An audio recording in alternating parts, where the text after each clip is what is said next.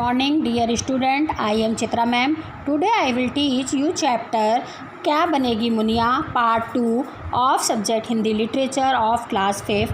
बच्चों, अभी तक आपने देखा था कि मुनिया ने पहले सोचा था कि वो किसान बन जाए, उसके खेत हो जाए, फिर उसके मन में मना आ गई थी। फिर उसने सोचा था माँ के जैसे खाना खूब अच्छा बनाए, फिर उसको लगा नहीं मसाले की गंध मुझसे सहन नहीं होगी। फिर उसे लगा मैं डॉक्टर बनूँ, तब भी उससे नहीं हुआ क्योंकि वो खून नहीं देख सकती थी और डॉक्टरों को तो चीड़-फाड़ करनी होती है। फिर उसने सोचा मैं इंजीनियर बनूँ, लेकिन इंजीनियरिंग की पढ़ाई करने के लिए उसको बाहर जाना पड़ता और वह अपने माँ बाप से दूर नहीं रह सकती थी। तो वो फिर सोचती है कि अब मैं क्या करूँ। वो तो उसका चेहरा उतर जाता है, वो उदास हो जाती है कि मैं अब क्या करूँ जिससे मैं बड़ी बन जाऊँ, मैं बहुत बड़ी बनूँ, मेरा नाम हो। तो वो सोचती है अरे मैं तो भैया जैसी बन जाती हूँ, क्योंकि भैया घर का कोई काम भी हो सब भैया को बुलाते हैं, बाज़ार जाना हो भैया को बुलाते हैं, छत पे चढ़ना हो भैया को बुलाते हैं, नए कपड़े बनवाने हो तो भैया को बुलवाते हैं। कोई भी घर का कुछ भी काम हो, ज़्यादा से ज़्यादा काम मेरा भैया करता है, तो क्यों ना मैं भैया के जैसे बन जाऊं।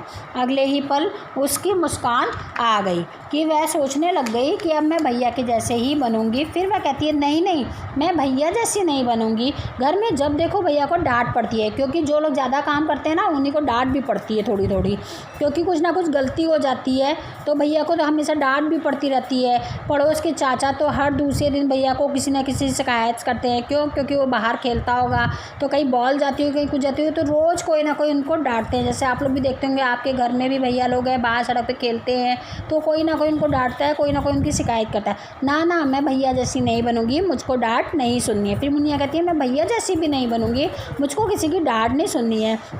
तभी बापू बोले वह देखो मुनिया तुम्हारा रिक्शा आ गया है।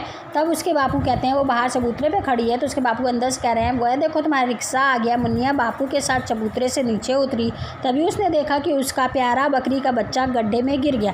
तब उसने देखा कि उसकी बकरी का बच्चा गड्ढे में गिर गया, वह मैं करके मिमिया रहा था। मुनिया से उसका रोना देखा नहीं गया। क्यों? क्योंकि जो बकरी का बच्चा है वो गड्ढे में गिर गया था, बाहर नहीं निकल पा रहा था, तो वह रो रहा था और मुनिया को अच्छा नहीं लग रहा था। बापू मुनिया को रिक्शे की ओर खींचते हैं और मुनिया गड्ढे की ओर भागती है। वह फिर गड्ढे की तरफ जाती है और उस गड्ढे में गिर जाती है और बापू इतनी ज़ोर से बोले कि माँ भैया दादी सभी घर से बाहर आ जाते हैं। लेकिन यह क्या, मुनिया ने अपना बस्ता अलग पटका और गड्ढे में कूद गई।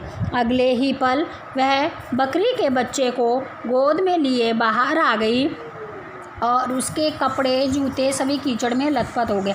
वो जब गड्ढे में गिर गई तो गड्ढे में गिरने से उसके सारे कपड़े ख़राब हो गए, जूते ख़राब हो गए और सब वो गंदी, खुद भी गंदी हो गई। और रिक्शे में दूसरे बच्चे ये सब देख रहे थे कि वो ये क्या कर रही है।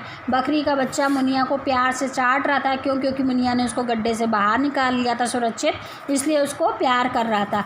और बापू गुस्सा है, ये क्या किया बिटिया, तुम्हारा तो आज स्कूल जाने का पहला दिन था, तुमने अपने कपड़े गंदे कर लिए, अब क्या इतने गंदे कपड़े में स्कूल जाओगी। लेकिन बापू ये बकरी का बच्चा रो रहा था। तब मुनिया कहती है नहीं बापू, लेकिन मैं क्या करती, ये बकरी का बच्चा गड्ढे में गिर गया था जो कि रो रहा था। मुनिया ने बहुत भोलेपन से, बहुत सीधेपन से इसका जवाब दिया। रिक्शे में बैठे सभी बच्चे ताली बजाने लग गए। क्यों? क्योंकि मुनिया ने बकरी के बच्चे की जान बचाई थी, इसलिए उसकी मदद की थी, तो सब लोग खुश हुए और ताली बजाने लग गए। और बापू भी फिर खूब हंसे, मुस्कुराए कि उसने बहुत अच्छा काम किया है। इतने में दादी की आवाज़ आई, शाबाश मुनिया, यदि हम लोग कोई अच्छा काम करते हैं, किसी की मदद करते हैं तो घर वाले कहते हैं ना हम लोग को कि शाबाश बेटा, वैसे ही उसकी दादी ने भी कहा शाबाश मुनिया, ये तुमने बहुत अच्छा काम किया है, आगे भी ऐसा ही काम करना। कोई बात नहीं, स्कूल कल चली जाना, तुम आज स्कूल मत जाओ, आज उसका पहला दिन था, अब कल से तुम स्कूल जाना, लेकिन यह काम तुमने बहुत अच्छा किया है। दादी पास आई और कीचड़ से सनी मुनिया को अपने पास चिपका लिया। यदि हम कोई अच्छा काम करते हैं तो जो हमसे बड़े होते हैं वो लोग हमको प्यार करते हैं, वैसे ही उसकी दादी ने भी उसको अपने पास चिपका लिया। मुनिया को समझ नहीं आया कि उसने क्या किया, तब भी वो इतनी सीधी थी कि उसको ये नहीं समझ में आ रहा था उसने क्या अच्छा काम किया है जो कि उसको सब लोग इतना प्यार कर रहे हैं, ताली जा रहे हैं, कोई इसको डांट नहीं रहा है। वह बकरी के बच्चे को सहला रही थी और सोच रही थी तो क्या ऐसा करने से दुनिया में नाम होता है। तब वो सोच रही थी कि या ऐसा मैं करूँ, कुछ भी किसी की मदद करूँ तो दुनिया में नाम होता है। इससे हमको यह शिक्षा मिलती है कि हमको कभी भी किसी को मुसीबत में देख करके उसकी मदद करनी चाहिए। Thank you everyone.